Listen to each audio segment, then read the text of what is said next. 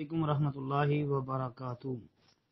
جی محترم بھائی نے یہ ایک روایت کے متعلق پوچھا ہے، لکھی ہے جی جابر بن عبداللہ رضی اللہ عنہما کہتے ہیں کہ نبی صلی اللہ علیہ وسلم نے بستروں اور بچھونوں کا ذکر کیا تو آپ نے فرمایا ایک بستر تو آدمی کو چاہیے، ایک بستر اس کی بیوی کو چاہیے اور ایک مہمان کے لیے، اور چوتھا بستر شیطان کے لیے ہوتا ہے۔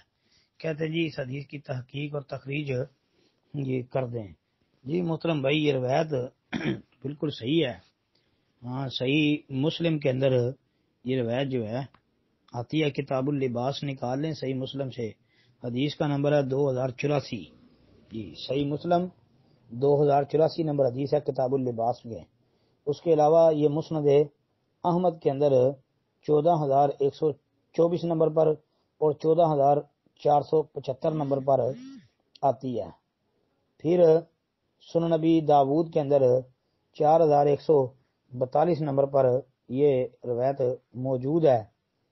اس کے علاوہ امام نسائی کی السنن الکبریٰ کے اندر 5547 نمبر پر، اور اس کے علاوہ جی یہ روایت جو ہے مستخرج ابی عوانہ کے اندر یہ 8557 اور 8558 نمبر پر موجود ہے۔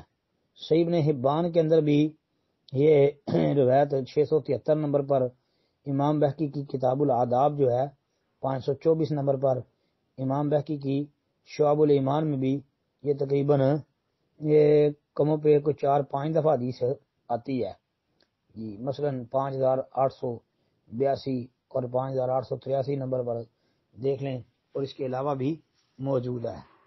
امام ابن المبارک وغیرہ کی جو کتاب الزہد وغیرہ ہے اس کے اندر بھی یہ روایت آتی ہے، روایت بالکل صحیح ہے بھائی، صحیح حدیث ہے جی۔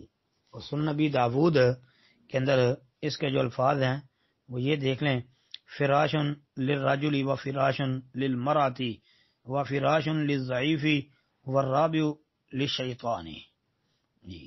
کہ یہ جابر بن عبداللہ رضی اللہ عنہ کہتے ہیں کہ نبی علیہ السلام نے بستروں کا ذکر کیا تو فرمایا ایک بستر آدمی کا، دوسرا بیوی کا اور تیسرا مہمان کا ہے اور چوتھا شیطان کے لیے ہے جی۔ حدیث بالکل صحیح ہے جی۔